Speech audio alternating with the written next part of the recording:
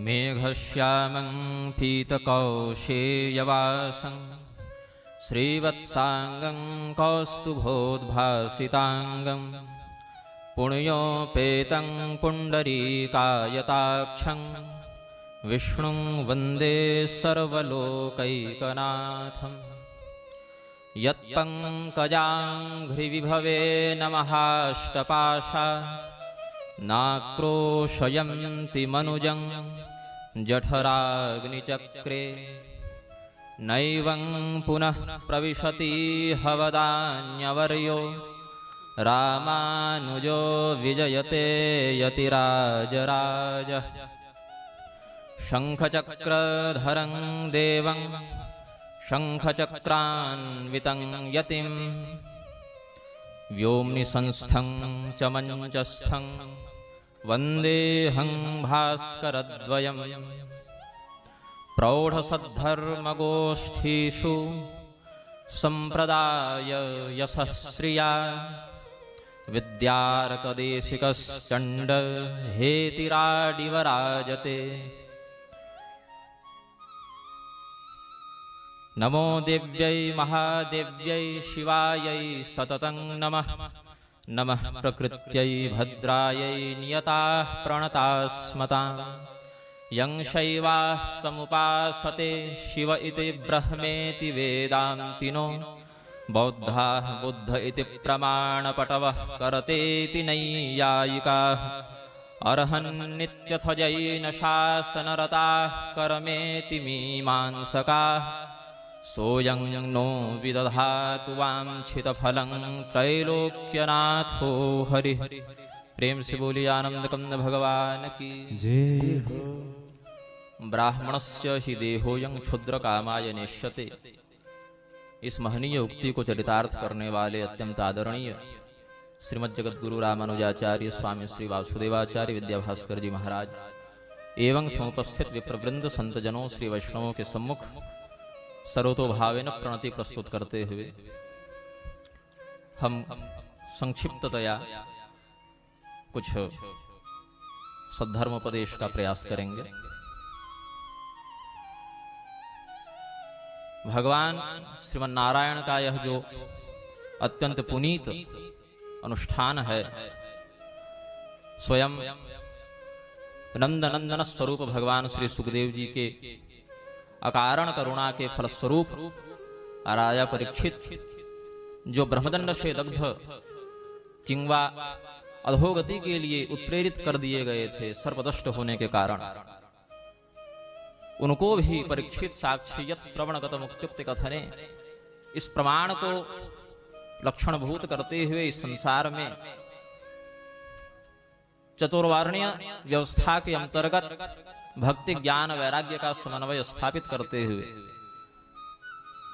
जिस भी प्रकार के दैहिक या आध्यात्मिक स्थिति में व्यक्ति की चेतना हो, वहीं से वह परम कल्याण को तद्विष्णोः परमं पदम, जहां से फिर व्यक्ति आए नहीं, जहां पर जाकर उसे परम निश्रेयस की सिद्धि हो जाए, ऐसे अपुनरावर्ती लोक की प्राप्ति कराने में सुगम श्रीमद् भागवत का प्रकाशन किया और श्री वैष्णवों की अत्यंत महनीय परंपरा के संवाहक, प्रवर्तक, संरक्षक, उद्घोषक संतजनों के द्वारा आज भी यह भारत भूमि श्रीमन्नारायण के पवित्रतम उपाख्यानों से लाभान्वित हो रही है। यह इस प्रचंडतम कलिकाल में भी भगवान की, भगवत भक्तों की अहेतु की कृपा का लक्षण समझना चाहिए।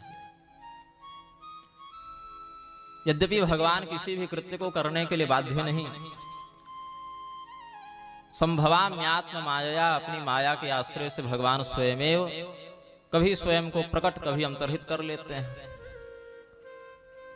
और आते भी हैं तो केवल स्वरंजनार्थ नहीं अपितु भक्त रंजनार्थ भी आते हैं। मर्त्यावतारस्ति हमर्त्य शिक्षणं रक्षो वधायै वन केवलं विभो। भक्ति मार्ग और ज्ञान मार्ग दोनों में अग्रणी हमारे हनुमान जी महाराज, जो ज्ञानिनाम अग्रगण्यम भी हैं और रघुपति प्रिय भक्तम भी हैं। उन्होंने भगवान श्री रामचंद्र जी की स्तुति में कहा, किम पुरुष वर्षस्थ साधना के मध्य कहा मर्त्यावतारस्त्विहमर्त्य शिक्षणं रक्षो वधायैव न केवलं विभो। भगवान का अवतार मात्र राक्षसों के वध के लिए नहीं होता, अपितु हम श्रुति स्मृति पुराणागमादि की शास्त्रीय आर्षक मर्यादा के अंतर्गत रहते हुए चतुर्विध पुरुषार्थ की सिद्धि के बाद निश्रेयस को कैसे प्राप्त कर सकें, मनुष्य के लिए क्या विधि निषेधात्मक आचरण होना चाहिए, इसका तात्विक परिज्ञान कराने के निमित्त भगवान का अवतरण होता है। क्योंकि स्वयं अपने इच्छा मात्र से जो त्रिकर्म में दक्ष हैं, सृष्टि संहार स्थिति में दक्ष हैं, अथवा उन्हें प्रयत्न भी नहीं करना पड़ता, उनकी सहज इच्छा से ये कृत्य स्वयं घटित हो जाते हैं। ऐसे भगवान नारायण को बारंबार नानाविध अवतारों के माध्यम से पृथ्वी पर आने की आवश्यकता नहीं थी। भूभार का हरण तो उनका एक पुनीत निमित्त मात्र है, किंतु वह प्रधान उद्देश्य हम नहीं समझते। प्रधान उद्देश्य तो उनका भक्त पोषण ही है। इसीलिए विनाशाय च दुष्कृताम को उन्होंने बाद में रखा, परित्राणाय साधूनाम को पहले रखा, खल निग्रहणाय को बाद में रखा, सदरक्षणाय को पहले रखा।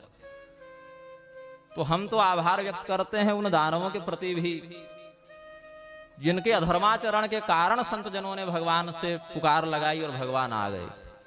चैद्य सिद्धिं यथागतः, शिशुपाल ने भगवान की विपरीत भक्ति से ही उन्हें प्राप्त कर लिया।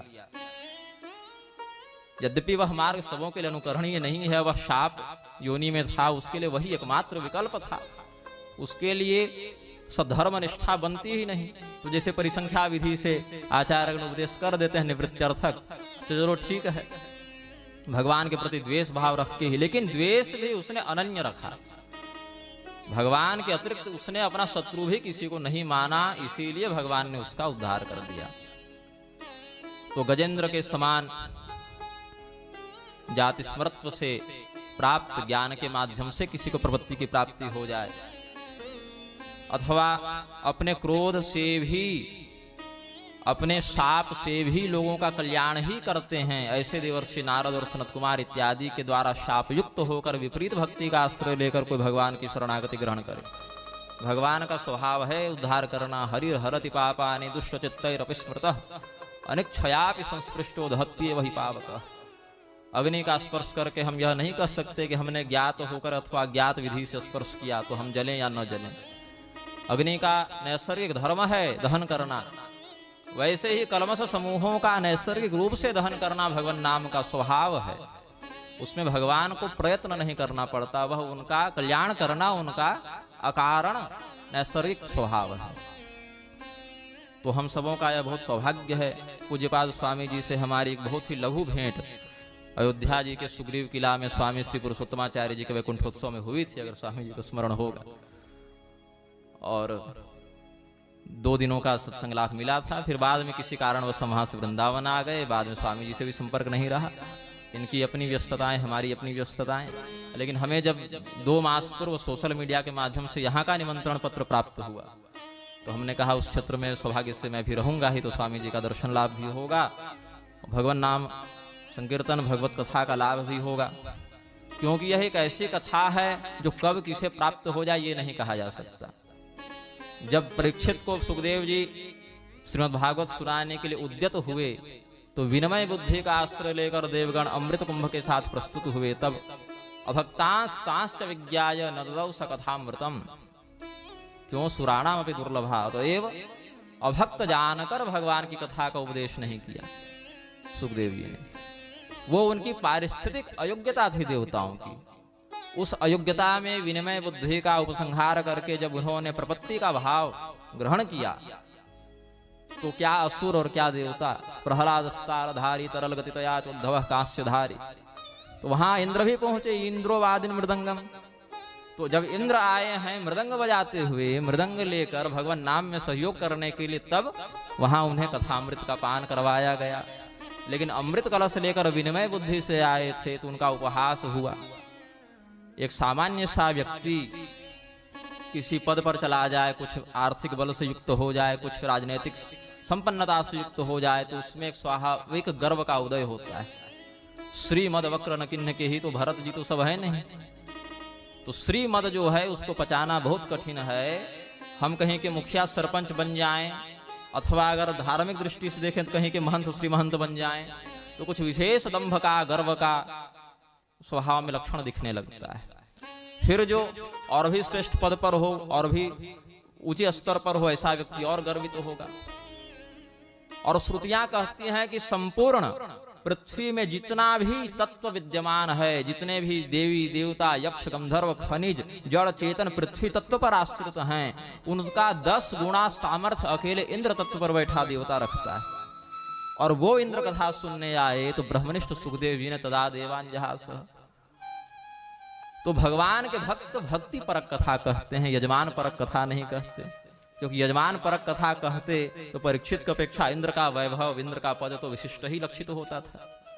किंतु वहां पर उन्होंने योग्यता को भौतिकता और संपन्नता, सिद्धि इत्यादि की दृष्टि से नहीं, अपितु प्रपत्ति, शरणागति, विनम्रता, दासानुदास के भाव से उन्होंने स्वीकार किया। और भगवान ने जिस प्रकार से द्रोण्यस्त्र विप्लुष्टमिदं मदंगं संतान बीजं कुरु पांडवानाम, तो कुक्षेगत परीक्षित की जिस प्रकार से भगवान ने रक्षा की थी। श्रीमद् भागवत के संपूर्ण प्रकरणों में जो 31वां अध्याय 3 स्कंध का जो जीव गर्भ में स्तुति करता है, वो मुझे बड़ा प्रिय है। और वो स्मृति यदि गर्भ से निश्चित होने के बाद भी व्यक्ति की बनी रहे तो उसकी मुक्ति असंदिग्ध मैं समझता हूँ। जो बुद्धि जीव की 7वें 8वें महीने में गर्भवास में बन जाती है, वो प्रपत्ति का भाव यदि भगवान के प्रति हम गर्भ से निश्चित होने के अनंतर भी धारण करें, तो भगवान कोई ऐसा कारण नहीं है कि बीच मझधार में हमें छोड़ देंगे, क्योंकि उनकी प्रतिज्ञा है।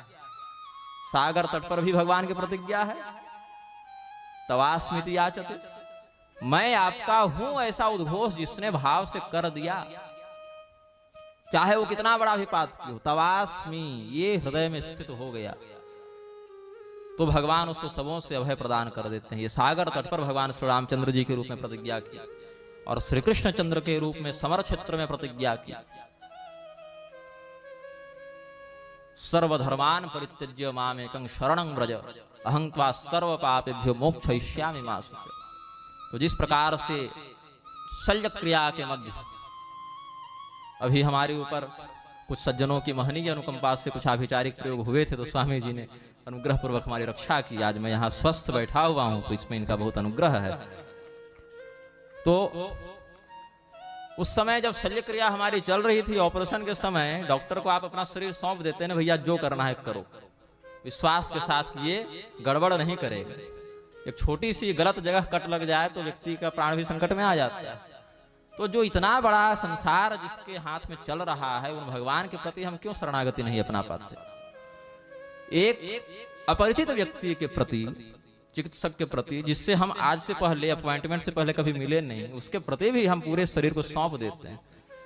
तो जिनकी करुणा, जिनका अनुग्रह शास्त्र सिद्ध है, परंपरा सिद्ध है, ऐसे भगवान का परित्याग करके हम अन्याश्रय क्यों ग्रहण करते हैं? यह विचित्र बात है। मैं धुरंधर संहिता का लेखन कर रहा था, शिवरी नारायण में मैं रहता था। उसमें महानदी में आकंठ जल में निमग्न होकर गायत्री जपता था। तो एक भाव मन में आया जो मैंने वहां ग्रंथोक्त किया है। अहो चित्र महो चित्र महो चित्रम दुरात्मनाम स्थिते विष्णु जगन्नाथे संसार परिवर्तते। यह कितनी विचित्र बात है, कितनी विचित्र बात है, कितनी विचित्र बात है कि भगवान नारायण के उपस्थित होने के बाद भी लोगों का पुनर्जन्म हो जा रहा है। ये संसार का सबसे अद्भुत मुझे एक भाव बना।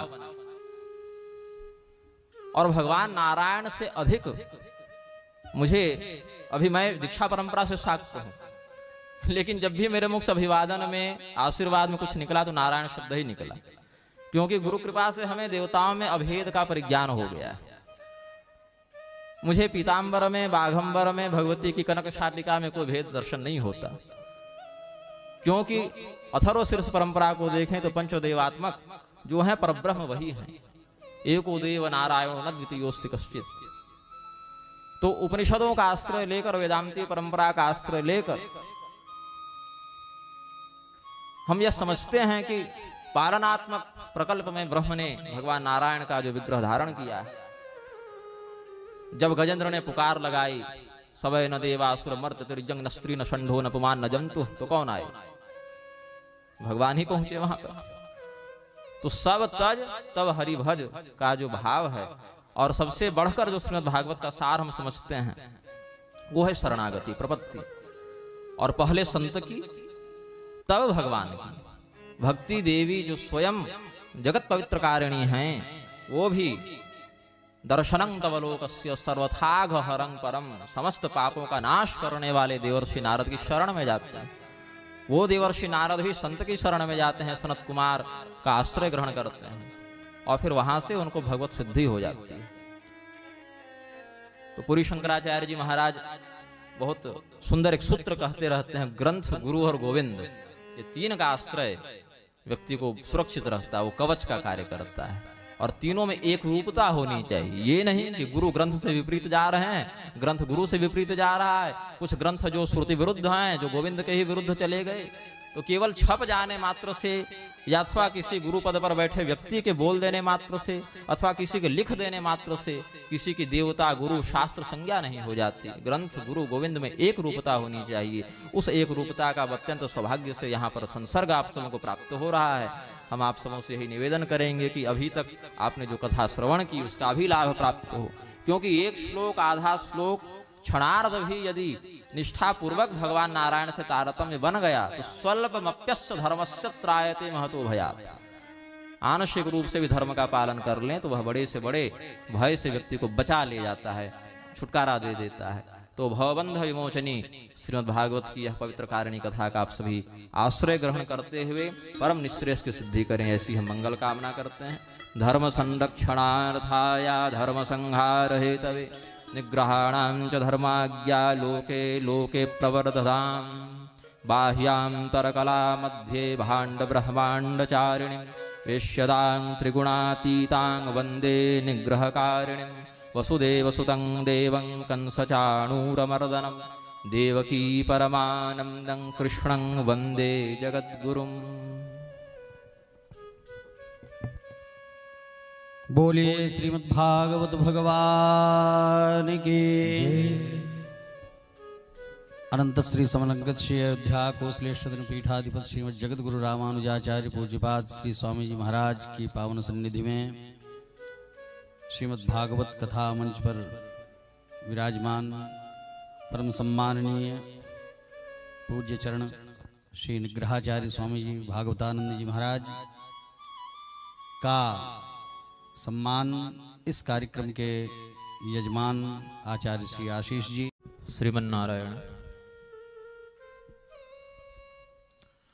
वंशी विभूषितकरान्नवनीरदाभात् पीताम्बरादरुणबिम्बफलाधरोष्ठात् पूर्णेन्दुसुन्दरमुखादरविन्दनेत्रात् कृष्णात् परं किमपि तत्त्वमहं न जाने।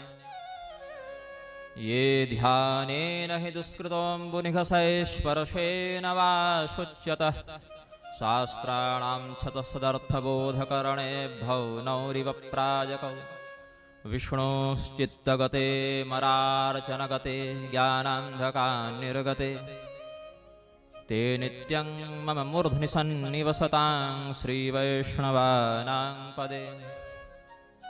वसुदेवसुतं देवं कंसचाणूरमर्दनं देवकी परमानन्दं कृष्णं वन्दे जगद्गुरुम्। अज्ञानान्धविनाशाय तिग्मरश्मिरविर्यथा भायासुर्व्यासपीठस्था विद्याभास्करदेशिकाः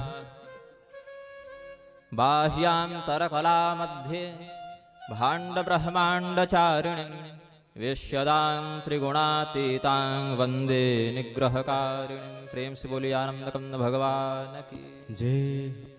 श्री विजयवल्ली सहिताय सुदर्शन हेतिराज परब्रह्मणे नमः। अनंत श्री समलंकृत श्रीमद् जगत गुरु रामानुजाचार्य श्री वासुदेवाचार्य विद्याभास्कर जी महाराज एवं उपस्थित समस्त अन्यान्य मान्य सद्धर्मनिष्ठ आचार्य गणों के समक्ष सर्वतो भावेन प्रणिवात होते हुए कालक्षेप की अवधि की मर्यादा के अनुसार घटिकार्थ प्रमाण से कुछ सद्धर्मोपदेश का प्रयत्न करेंगे। श्री भागवत पीयूष पानाय रसलम पटा। इसीलिए समयाभाव होने के बाद भी हमने सोचा कि सुनाने का अवसर तो बहुत मिलता है, सुनने का अवसर बहुत कम मिलता है। तो आज हमें कुछ वक्तव्य जारी करने थे भारतीय व्यवस्था पर, समाज पर, वर्णाश्रम के ऊपर भी कल स्वामी जी ने संकेत में आदेश किया था वष्ठाम वष्टनोदेही वाले प्रसंग पर। तो वर्णाश्रम पर भी कुछ वक्तव्य देना था, लेकिन कहा कि अब 1-2 दिन के बाद आएगा वक्तव्य। पहले भगवान की जो कथा है क्षणार्धं क्षेमार्थं देवत सुख गाथा तुलसुधाम, जो देव दुर्लभा कथा है, उसका सौभाग्य से जब सद्धर्मनिष्ठ श्री वैष्णव आचार्य गणों के श्रीमुख से श्रवण का अवसर मिलता है तो उसको छोड़ना बुद्धिमत्ता का परिचायक नहीं है। हमें बाल्यकाल से ऐसा परिवेश मिला अपरिग्रह और निवृत्ति परक जीवन का। हमारे पिताजी ने एक बार किसी बात पर क्षुब्ध होकर हमें कहा था, असक्तिरन अभिस्वंगः पुत्रदार गृहादिषु, मैं सब छोड़ के चला जाऊं। तो मैंने भी कहा कि अच्छा ठीक है, रुके क्यों हैं, देहेस्तिमान से रुद्रे विमतिं तजत्वम जाया सुतादिषु सदा ममतां विमुंच। तो पिताजी ने कहा चलो मेरी फसल खराब नहीं निकली। तो बचपन से माता जी की कृपा से, गुरुजनों की कृपा से, पिताजी की कृपा से वो परिवेश मिला, आचार्य जनों की संगति मिली और भगवान की कथा का सदाचार पूर्वक जीवन यापन करने वाले आचार्य गणों के मुख से श्रवण का क्या प्रताप है, इसका परिज्ञान हुआ। तो हम लोग प्रयास करते हैं। एक तो मैं सुनता नहीं कथा, क्योंकि सुनाने वाले संतुष्ट करते नहीं, सबसे बड़ी बात है। कथा सुनने के बाद कथा सुनने का बोध होना चाहिए। भगवान नाम प्रताप से भगवत कैंकर्य संसिद्धि के निमित्त कोई कथा का श्रवण करे एक अलग विषय है, लेकिन कथा श्रवण करने के बाद वो आपको समय जो आपने दिया, जो आपने ग्रहण किया, वहां से कुछ तात्विक अगर आपको ग्रहण नहीं हो रहा है तो वाग्विलास मात्र की कथा संज्ञा नहीं हो जाती। अतएव स्वामी जी के कल के कथा को श्रवण करके पुनः हमने विचार किया कि आज भी लाभ लेना चाहिए। आज कथा की पूर्णता का भी दिवस है। भगवान के तत्व को बहुत सूक्ष्मता से समझने वाले बारहस्पत्य संप्रदाय के आचार्य श्री उद्धव जी भगवान के भवितव्य वियोग की आशंका से जब खिन्न मनस्क हो गए तो भगवान ने अपने वाङ्मयी मूर्ति को श्रीमद् भागवत में प्रतिष्ठित करके उन्हें प्रदान किया है। अक्षर तो क ख ग घ ये सब अखबार में भी छप रहे हैं, एनसीईआरटी भी छाप रही है, गीता प्रेस भी छाप रहा है। अक्षर विन्यास मात्र से वह कथा का स्वरूप धारण नहीं कर सकता जब तक भगवत तत्व की प्रतिष्ठा उसमें न हो। तो भगवान नारायण की जो प्रत्यक्षा वाङ्मयी मूर्ति उपलब्ध है श्रीमद् भागवत के रूप में, उनके पृष्ठ में, अक्षर में, वर्ण मातृका में और भगवान के दिव्य कलेवर में कोई भेद समझना नहीं चाहिए। भगवान ने कहा है शालग्राम में, संत जनों में, वैष्णवों में, गंगा जी में, तुलसी जी में, श्रीमद् भागवत में, सूर्यदेव में, अग्नि में, ब्राह्मण में इत्यादि में भेद विद्वानजन नहीं देखते। इनका दर्शन करके समत्व का द्योतन करते हैं। और परिपूर्ण तमावतार भगवान श्री कृष्णचंद्र विशेष करके श्रीमद् भागवत के प्रतिपाद्य परतत्व हैं, क्योंकि अन्यान्य ग्रंथों की रचना करने के बाद भी असंतोष से ग्रस्त महर्षि वेदव्यास को देवर्षि नारद के ब्याज से भगवान ने चतुश्लोकी भागवत का उद्बोधन कराया। यद्यपि भगवान वेदव्यास स्वयं ज्ञानावतार हैं और चतुश्लोकी की 2 परंपराएं वैष्णव संप्रदाय में प्राप्त होती हैं। एक तो श्रीमन नारायण से ब्रह्मदेव, ब्रह्मदेव से नारद जी के माध्यम से वेदव्यास जी, ऐसे मिलता है एक वर्णन। और आनंद रामायण की परंपरा के अनुसार बीच में वाल्मीकि जी का भी उन्होंने किया है, ग्रंथकारों ने वर्णन कि नारद जी से वाल्मीकि ने, वाल्मीकि से पुनः वेदव्यास जी ने प्राप्त किया, क्योंकि चतुश्लोकी प्राप्त करने के बाद भी उनमें काव्य कौशल का उदय नहीं हो रहा था। तो आदि कवि की शरण में हो जाते हैं और उनसे सूत्र रूप में बृहद्धर्म पुराण में और आनंद रामायण में कुछ संकेत किया गया है। भगवान श्री कृष्णचंद्र के लीला में, अवतार में शेष समस्त अवतार सन्निहित हो जाते हैं स्वयं में। गर्ग संहिता का एक धुंधला धुंधला स्मरण मुझे आ रहा है गोलोक खंड का, कहीं त्रुटि हो जाए तो आचार्य जन क्षमा करेंगे वाक्स्खलन को। ककार कमलाकांत रिकारो राम इत्यपि शकार षड्गुणपति श्वेत दीप निवास कृत नकारो नारसिंहोय मकारो यक्ष रोग निभुक विसर्गो च सदा ही तो नर नारायण ऋषि, ऐसे करके कृष्ण का शब्द का जो निरुक्त है, संप्रलीना जो सटपूर्णा यस्मिन् शुद्धे तथात्मनि परिपूर्णतमे साक्षात तेन कृष्ण प्रकृतितः, एक ऐसा कुछ भाव स्मरण में आ रहा है, गर्ग संहिता का प्रमाण है। कृष्ण शब्द जो है उसमें ककार जो क लगा वह कमलाकांत लक्ष्मीपति भगवान नारायण का वाचक है। ऋकार जो है वह भगवान श्री रामचंद्र जी का द्योतक है। श्री कृष्णचंद्र और श्री रामचंद्र में भेदवादिनी बुद्धि रखकर वैमनस्य को उत्पन्न करने वाले जो सज्जन वेशधारी दुर्जन हैं, ऐसे लोग यह नहीं समझते कि आनंद रामायण में जब रामदास और कृष्णदास का वर्णन आता है शास्त्रार्थ का, तो भेद बुद्धि के कारण कृष्णदास की पराजय होती है और अभेद समझने के कारण रामदास को भगवान विजयी कहते हैं। और कृष्ण शब्द में जो ऋकार है वह भगवान श्री रामचंद्र जी का ही द्योतक है। और भगवान श्री रामचंद्र जी क्या हैं? रमन्ते योगिनो यस्मिन् स राम, वो तो हैं ही। बड़े बड़े योगी जन जहां रमण करें वह श्री राम हैं। साथ ही साथ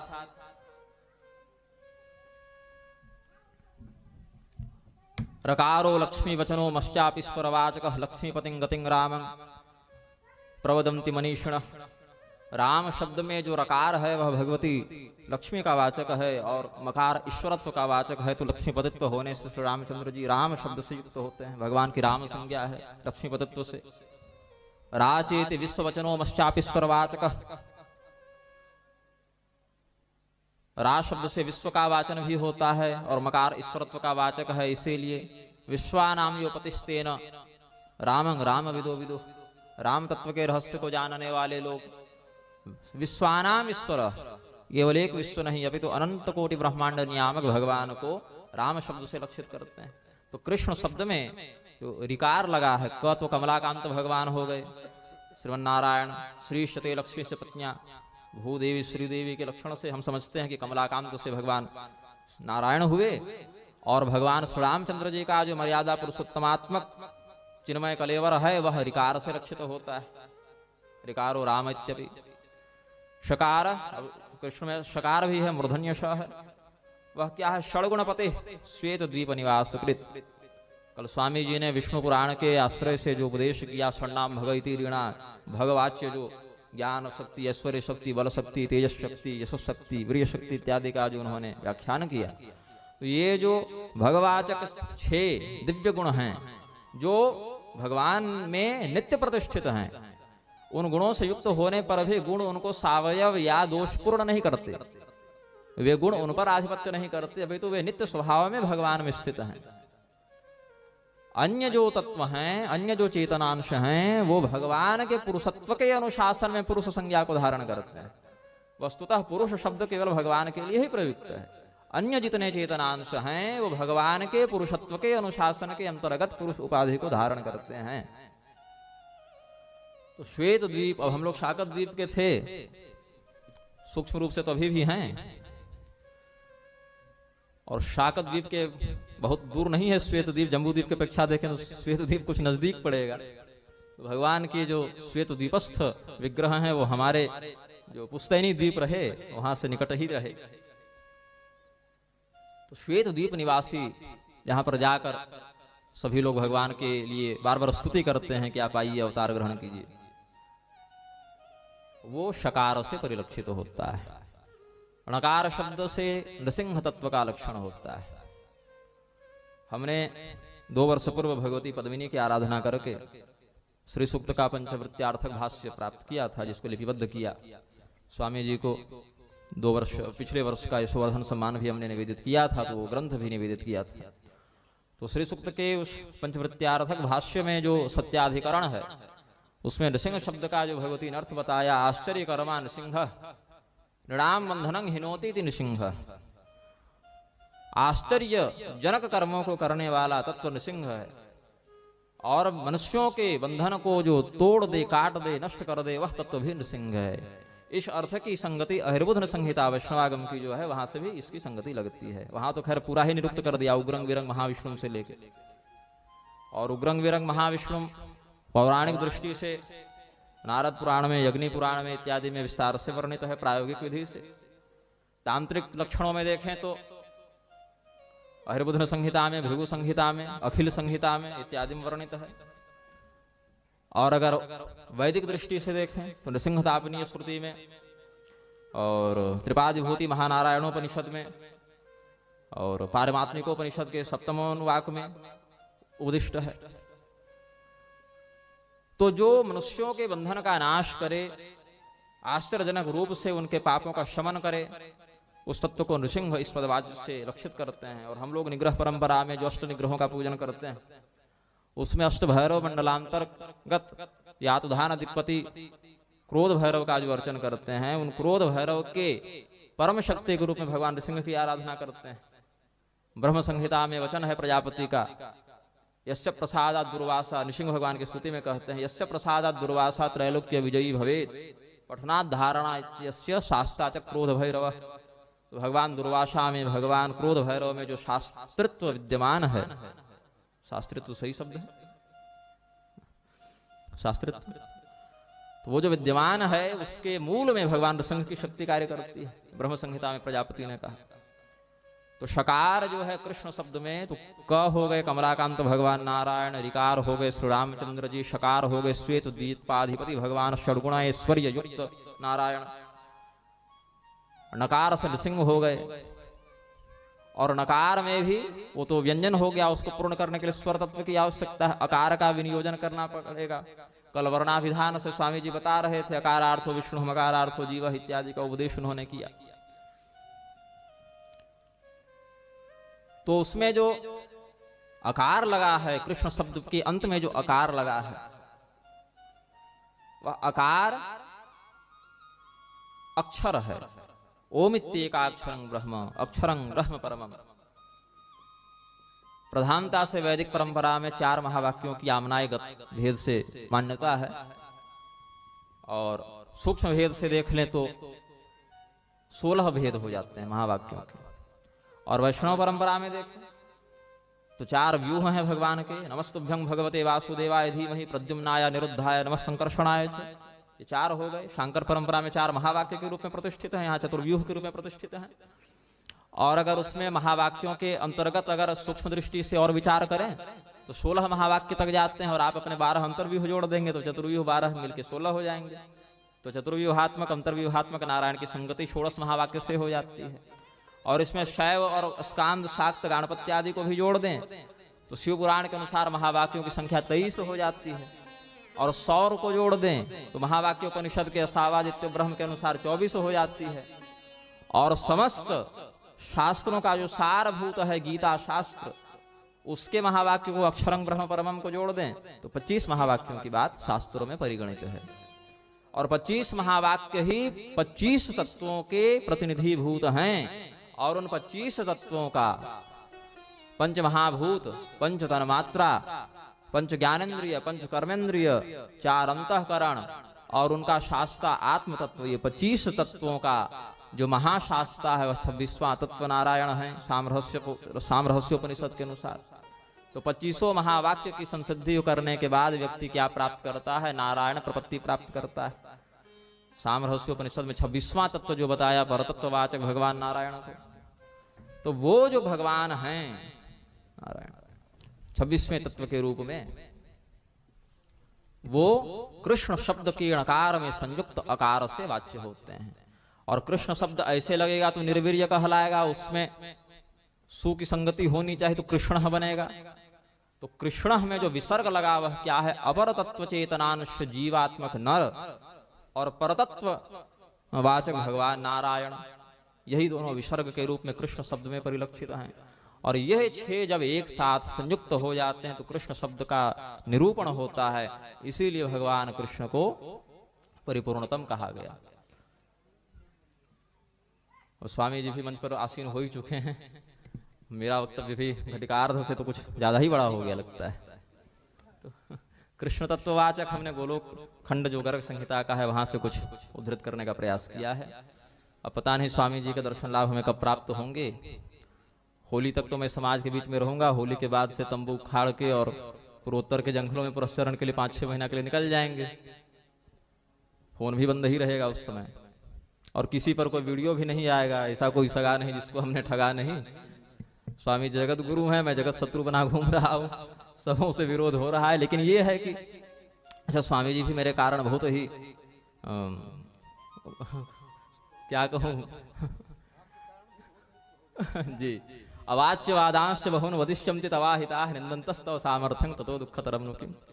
और ये भी है कि संभावितस्य चाकर्तर मरणाद तृच्यते, लेकिन आचार्य जनों का अनुग्रह रहा। एक कोई व्यक्ति इनके पास गए थे, आपने ग्रहाचार्य का समर्थन क्यों करते हैं? उनका थोड़े ही कर रहे हैं, शास्त्रीयता का कर रहे हैं। जिस दिन वो शास्त्रीयता पर नहीं रहेंगे, समर्थन स्वयं खत्म हो जाएगा। लेकिन शास्त्रीयता का समर्थन करने मात्र से उनका हो जा रहा है, तो इसमें कोई पक्षपात की बात थोड़ी है।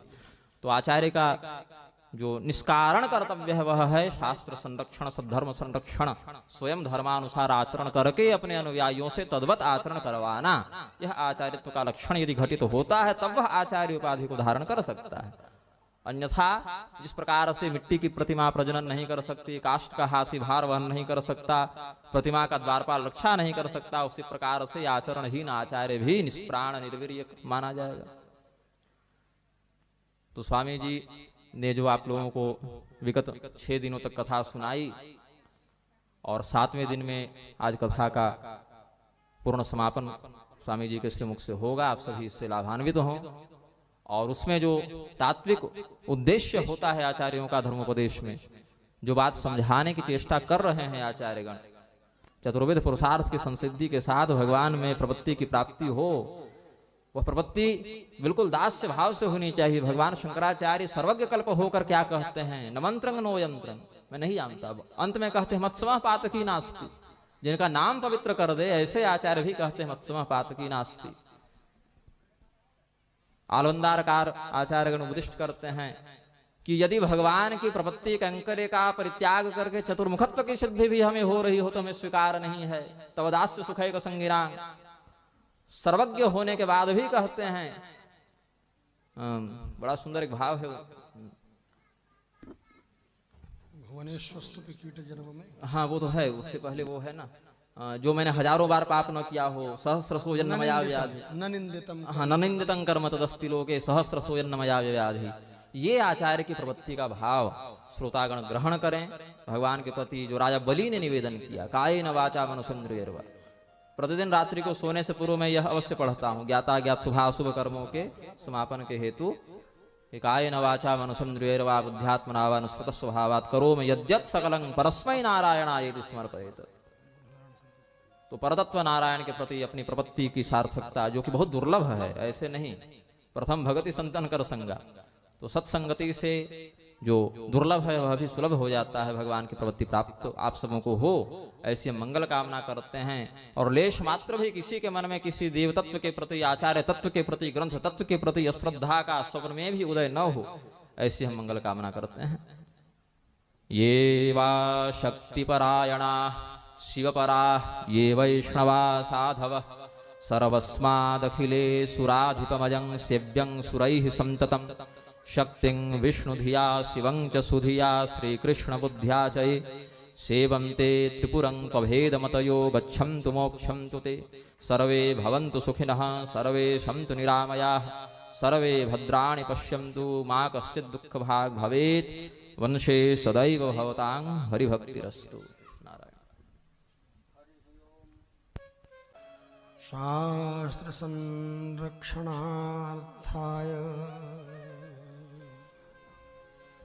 कृष्णेन परमात्मना श्रीमद्भागवतानन्दः प्रेषितो भुवि नान्यथा। एवं शास्त्रस्य गोप्तारम् शिष्टाचारपरायणम् श्रीमद्भागवतानन्दं मङ्गलैरभिवर्धये।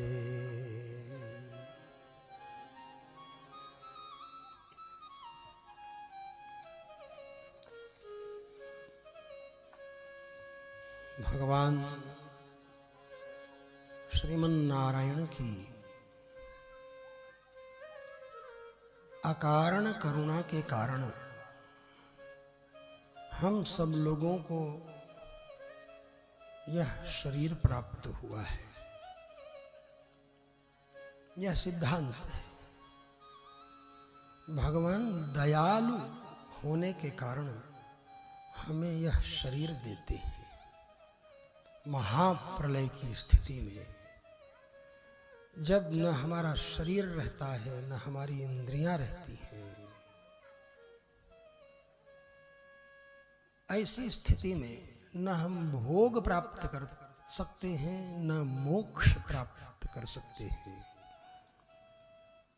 भोग मोक्ष शून्य हम जीवों को देखकर परमात्मा को दया आती है, शोक होता है हमारे ये समय इनको भोग मोक्ष के साधन इंद्रियां और शरीर प्राप्त नहीं है। इसलिए अचित तत्व से ये विशिष्ट नहीं है। अभी पृथ्वी जल तेज आकाश वायु प्रभृति जो अचित तत्व है उससे अविशिष्ट है। इसलिए अचिद विशेषितान् प्रलय सीमनि संसरतः करण कलेवरैर्घटयितुं दयमान मना। भगवान कर्ण मतलब इंद्रियां और कलेवर मतलब शरीर, ये दोनों दे करके हमें भोग मोक्ष दोनों प्राप्त करने के योग्य बना देते हैं। फिर भी हम मोक्ष का मार्ग छोड़कर भोग की तरफ प्रवृत्त हो जाएं तो वो हमारी गलती है, हमारी चूक है। करुणा करते हैं, इसीलिए गोस्वामी जी कहते हैं कब हूँ कि करे करुणा नर देहि, कब हूँ कि करे करुणा नर देहि, देतईश बिन हेत सनेहि, देत ईश बिना हेत सनेहि, देतईश बिन हेत सनेहि, देत ईश बिना हेतु सनेहि। भगवान बिन हेत स्नेही अकारण स्नेह करने वाले भगवान जीव के ऊपर हैं। और जैसा कि आपको बताया कि ये चतुर्विंशति तत्वात्मिका प्रकृति और पंचविंश तत्व जो है 25वां तत्व जीव है। मकारः पंचविंशक के द्वारा भी मकारार्थो जीवस्तदुपकरणम वैष्णवविदम्। मकार का मतलब जीव है, अकार का मतलब ब्रह्म है, उकार का मतलब दोनों के मध्य में अनन्यार्हत्व, अनन्य भोग्यत्व, अनन्य शेषत्व संबंध को स्पष्ट करने वाला, व्यक्त करने वाला, बोध कराने वाला उकार है। उकारो नन्यार्हम नियमयति संबंध मनयो हो जीव ब्रह्मणो हो। इन दोनों जीव और ब्रह्म में, यह जीव ब्रह्म के ही लिए है। आय एव मां, वो का मतलब एवकार नहीं। तो आ उ मां मतलब आय एव मां, इस तरह से आचार्य निर्वचन करते हैं। उकार वो अनन्य संबंध को बतलाता है और उसी का महत्वपूर्ण घटक पृथ्वी, भूदेवी, उनके द्वारा उत्पन्न हुई जनक नंदिनी जानकी, जीव को भगवान की शरण में जाने के लिए प्रेरणा देती है। जयंत आकर के गिरता है तो भगवान की तरफ पैर हो जाता है उसका, तो पुरतः पतितम देवी धरण्याम वायसं तदा तच्छिरः पादयोस्तस्य योजयामास जानकी। जानकी जी उसका मस्तक अभी आर्द्रापराध है, वह अभी स्तन का रक्त सूखा भी नहीं है माँ जानकी के, लेकिन ऐसी करुणा है कि उसका सिर भगवान के चरणों में लगा देती है। भगवान के चरणों में पुरस्कार करती हैं जानकी जी, नहीं तो भगवान तो वध कर देते उसका, लेकिन जानकी जी के द्वारा चरणों में लगा दिया गया है सिर उसका, इसलिए उसकी जान बख्श देते हैं। दत्वा तो दक्षिणम नेत्रम प्राणेभ्य परिरक्षितः, एक आंख समाप्त कर देते हैं। ऐसे अकारण करुणा वरुणालय भगवान नारायण है। और जिस कृष्ण शब्द के अंदर सभी चीजों का समावेश किया, अभी आप सब लोगों के सामने भागवतानंद जी ने विसर्ग के रूप में नर नारायण का अनुसंधान कराया। 25वां तत्व जीव और 26वां तत्व परमात्मा।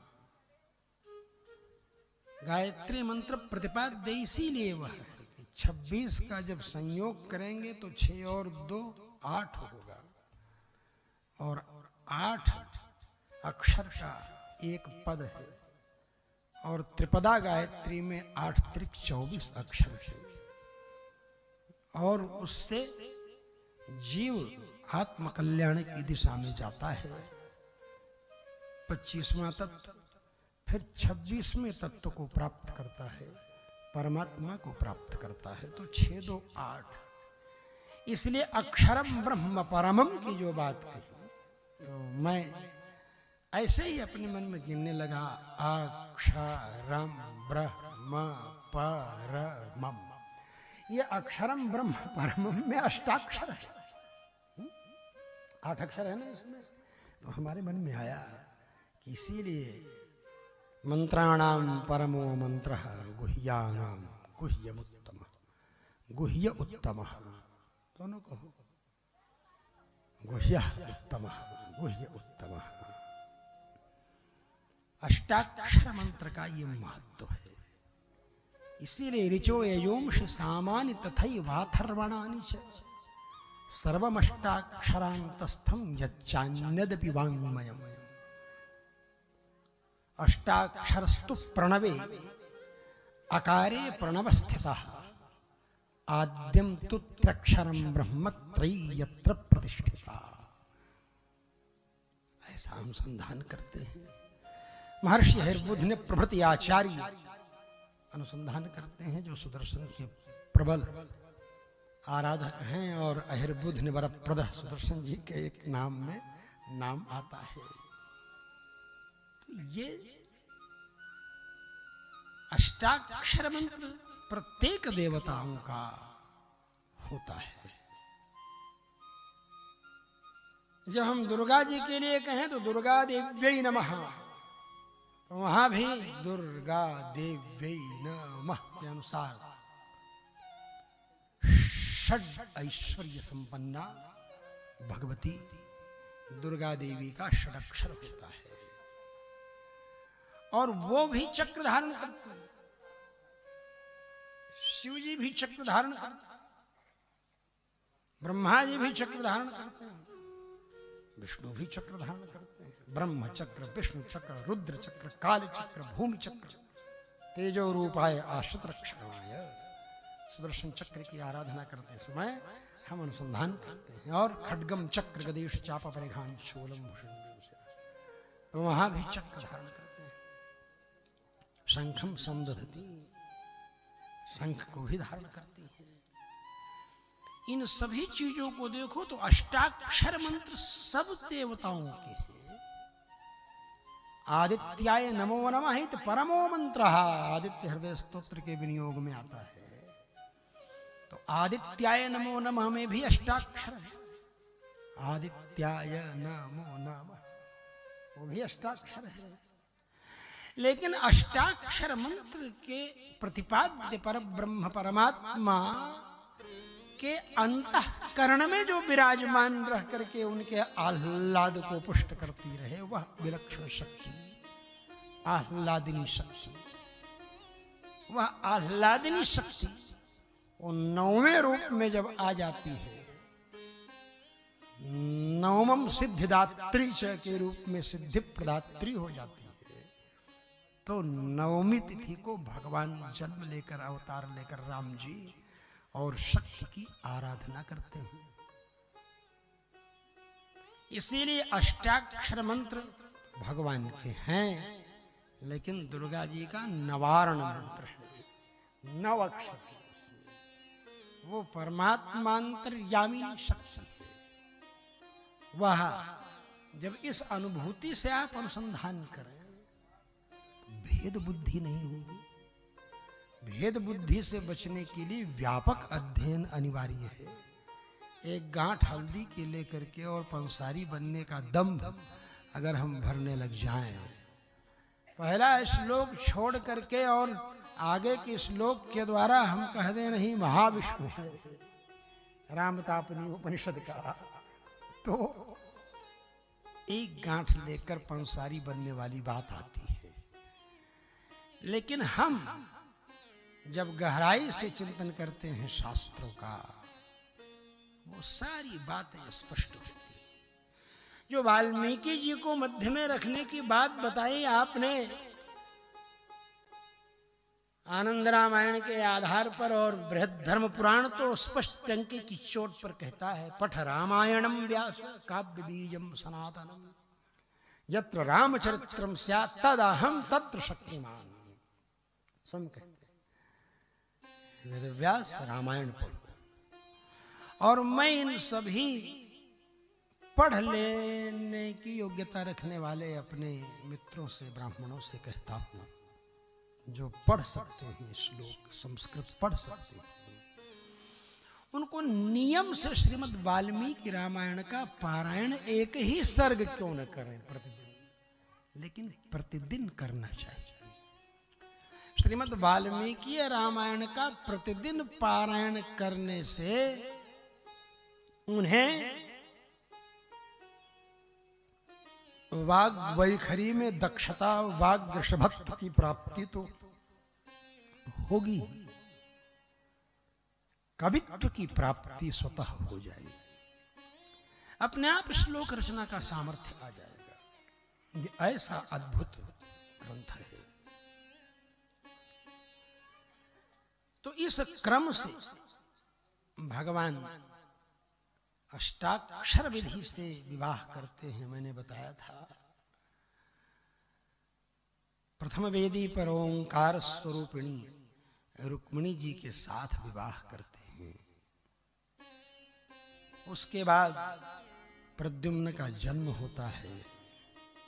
छठे दिन ही संबरासुर प्रद्युम्न का हरण कर लेता है। क्या दुश्मनी प्रद्युम्न से संबरासुर की? संबरासुर का प्रद्युम्न ने क्या बिगाड़ा था? लेकिन जोरू जमीन जर, तीनों झगड़ा के घर। प्रद्युम्न की जो जोरू थी, जो पत्नी थी रति, वो दग्ध प्राग्मन्युना रुद्रमन्युना, रुद्र के क्रोध के कारण, दग्ध होने के कारण